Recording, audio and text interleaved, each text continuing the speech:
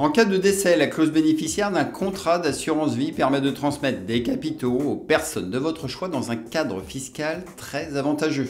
Cette clause désigne ainsi à qui sera versé l'argent au décès de l'assuré et pour cette raison, sa rédaction se doit d'être extrêmement précise. Alors bonjour et bienvenue sur la chaîne PriceBank. Voyons aujourd'hui comment rédiger et optimiser la clause bénéficiaire de vos contrats d'assurance vie. Et vous allez le voir, cette clause est finalement tout aussi importante que vos choix d'investissement. Alors je vous invite à liker et partager cette vidéo, abonnez-vous à la chaîne pour suivre nos actualités sur la banque et la finance et découvrons maintenant les règles d'une clause bénéficiaire parfaite. Allez, c'est parti!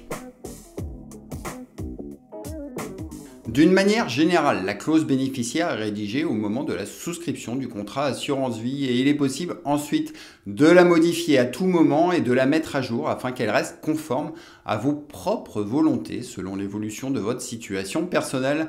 Mais sachez aussi que cette clause bénéficiaire peut également être déposée chez un notaire, j'y reviendrai un peu plus tard.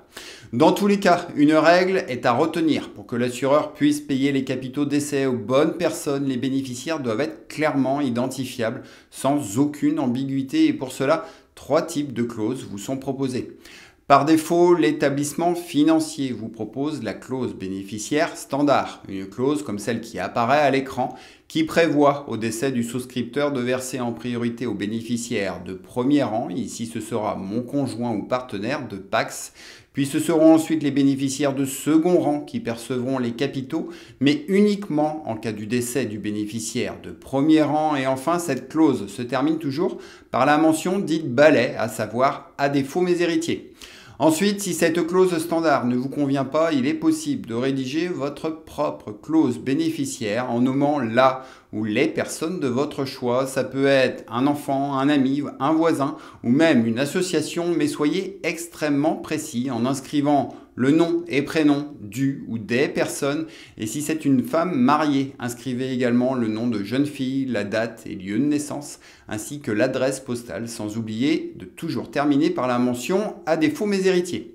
Sinon, dernière possibilité, vous pouvez aussi désigner quelqu'un par sa qualité. Ça peut être par exemple mon conjoint, mes enfants, mes petits-enfants. Cette qualité s'apprécie à la date du décès et non à la date de rédaction de la clause.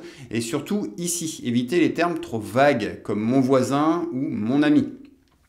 Ensuite, sachez que si l'assurance vie permet de verser un capital aux personnes de son choix, sans forcément un lien familial, attention toutefois, la somme ne doit pas être trop excessive et porter atteinte à la réserve héréditaire.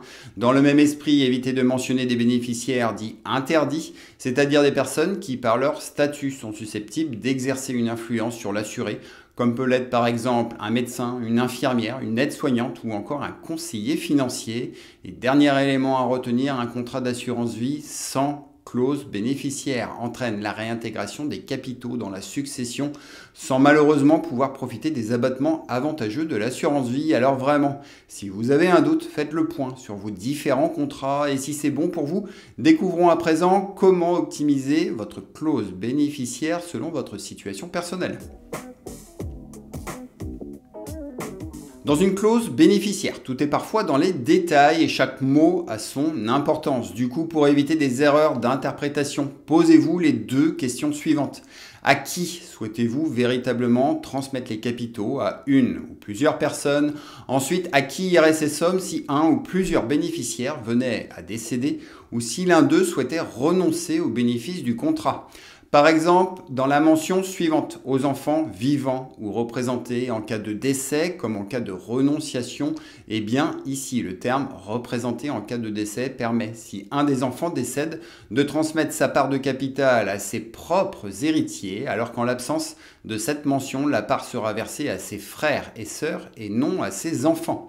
Ensuite, le raisonnement est identique si un bénéficiaire souhaite renoncer aux capitaux d'un contrat. Pour rappel, ce choix de renoncer permet d'en faire profiter ses propres enfants et d'économiser ainsi des droits de succession sur toute une génération. Toutefois, il sera primordial, avant de s'attarder sur la formulation exacte de la clause, et pour bien comprendre, reprenons un exemple. Madame Calment a 3 enfants et elle a souscrit une assurance vie dont la clause bénéficiaire est mes enfants à défaut, mes héritiers. Et bien ici, à son décès, c'est très clair, ces 3 enfants sont les bénéficiaires et si Paul renonce au bénéfice du contrat, sa part sera partagée entre son frère Luc et sa sœur Marie. Par contre, son fils Eric ne touchera absolument rien. En revanche, avec cette fois-ci la mention « mes enfants nés ou à naître, vivants ou représentés en cas de décès comme en cas de renonciation à défaut mes héritiers », et bien ici, Paul peut renoncer au contrat en garantissant le versement de sa part de capital à son fils Eric, avec en prime la fiscalité avantageuse de l'assurance vie. Maintenant, autre point d'attention, voyons comment répartir les capitaux entre plusieurs personnes. Alors déjà, dans le cas d'une répartition équilibrée des sommes épargnées, il suffit d'indiquer simplement la mention par parts égales, sinon vous pouvez indiquer des quotes-parts précises en veillant à ce que le total fasse bien 100%. Ça peut être par exemple 3 bénéficiaires à hauteur de 1/3 chacun, mais il est également possible de prévoir une répartition des capitaux différente, comme par exemple 50% pour l'un et 25% pour les 2 autres, mais surtout dans tous les cas, n'inscrivez pas des montants en euros, car les sommes épargnées évoluent au sein d'une assurance vie et ça posera ensuite de gros problèmes et ce sera un vrai casse-tête pour l'assureur. Dernier point, dans certaines situations, il sera recommandé d'être accompagné d'un notaire pour rédiger votre clause bénéficiaire via un testament. Un choix intéressant si par exemple vous avez souscrit plusieurs contrats dans des établissements différents. Dans ce cas, cette centralisation des clauses chez le notaire en facilitera le suivi et les modifications éventuelles futures. Ici, le notaire tiendra compte de votre situation familiale et patrimoniale. Ça limitera aussi le risque de déshérence du contrat. Enfin, une fois le nécessaire fait chez le notaire, vous restera ici juste à informer l'assureur en indiquant sur votre contrat assurance vie la mention suivante: clause bénéficiaire déposée chez Maître Untel, avec bien sûr l'adresse précise de son étude. Bref, assureur ou notaire, faites-vous épauler par un professionnel afin que la clause respecte parfaitement votre volonté. Maintenant, voyons comment peut-on passer d'une clause standard à des clauses plus élaborées, notamment via la clause bénéficiaire dite démembrée. On vient de le voir, la clause standard permet au décès de l'assuré le versement des capitaux au conjoint et à défaut de conjoint, ce sera les enfants. Cette clause est celle choisie par une grande majorité d'épargnants et si elle est parfaite pour un jeune couple avec des enfants en bas âge, cette clause peut se révéler ensuite inappropriée à 60 ans quand vous êtes propriétaire de votre maison et que vous disposez d'un patrimoine plus étoffé. À partir de cet âge, il peut être judicieux de commencer à planifier la transmission de son patrimoine à ses enfants en tirant parti des abattements offerts par l'assurance vie. J'y reviens en détail dans une autre vidéo, c'est notamment un abattement de 152 500 € par bénéficiaire pour les versements effectués avant l'âge de 70 ans. Toutefois, la décision n'est pas si simple à prendre, car à 60 ans, il est certainement prématuré de vouloir transférer la totalité d'un capital à ses enfants. Il est essentiel de considérer aussi les besoins potentiels futurs du conjoint survivant, avec la nécessité par exemple de conserver suffisamment d'argent pour bien vieillir ou le paiement d'une maison de retraite. Alors du coup, la clause dite démembrée est justement une clause intéressante pour favoriser le conjoint survivant tout en profitant des abattements de l'assurance vie pour les enfants. Ici, le décès de l'assuré entraînera le versement des capitaux au conjoint qui est bénéficiaire de l'usufruit et sauf indication contraire, ce dernier pourra librement utiliser les sommes perçues à charge pour lui de les restituer aux enfants à son décès.